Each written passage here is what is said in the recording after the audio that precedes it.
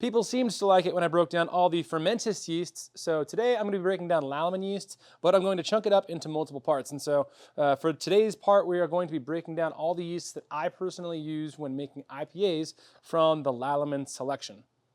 Let's start with the one we use for most of our hazy and juicy style IPAs, and that is the Verdant IPA yeast.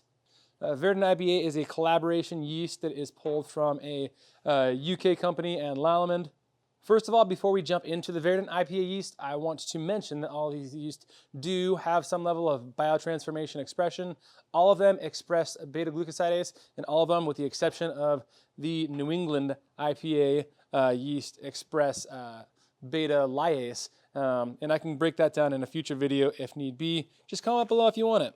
The Verdant IPA yeast is the yeast that we use for the majority of our juicies and our hazies, and the reason is during fermentation it actually expresses a lot of tangerine kind of notes as well as some tropical fruit notes, and like I said before, it does a lot of biotransformations. It's one of the most heavy on the expression of both the beta-glucosidase and the beta-lyase, and so with heavy dry hop and heavy whirlpool additions, that yeast just tends to do a really good job, especially for us, and so that is the most expressive fruity yeast out of all these, and why we end up using it for all those hazies and juicies.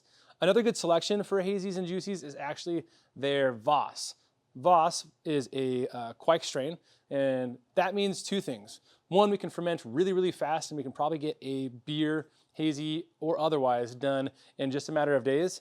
And two, you can ferment at a warmer temperature range. So when summer rolls around, if you don't have temperature control and you've got a really warm area to ferment, the Voss could actually be a really great selection for doing a fruity, nice IPA, especially in that hazy world that doesn't have that same limitation.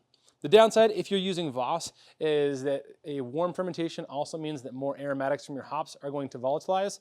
So you've got two options to fix that. Number one is pressure fermentation.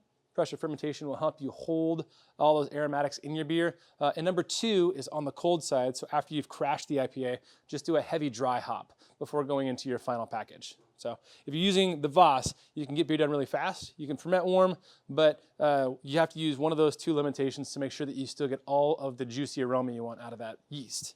My first foray into the Lallemand yeast for IPAs was actually the BRY97, and the BRY97 is one of my favorite overall yeasts to use in a lot of different styles.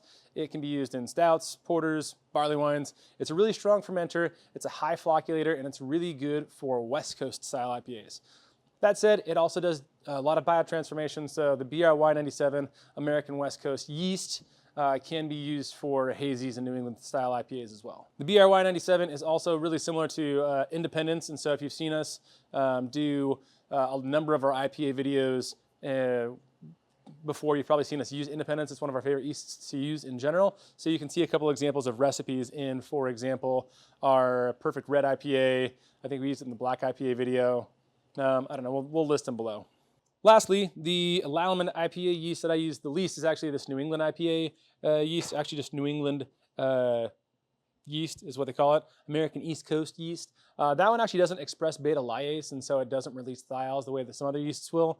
I really like this when I am brewing IPL styles or lager-esque IPAs, just because of the types of hops that I'm generally using in those. Tends to work really well. The downside is because it is a New England yeast, it won't flocculate, it won't clarify quite as easily, so you have to do some mechanical clarification. But it also can be used for a New England IPA, a hazy. I just tend to lead towards fruitier production yeasts like the Verdant or even a Voss Quake yeast for my hazies or juicy IPAs. But the New England IPA yeast is a really fun one to play around with if you're trying to get that lager-esque kind of quality. Even some fun New England variants like Wakatu or Rakau, or things like that.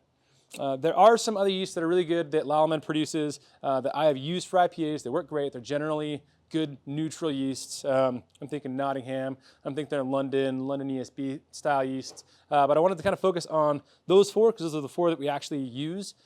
And you should comment if you know what we want to break down. If you want to know what we want to break down next. All those words made sense. Follow us on Instagram. And then we'll also subscribe.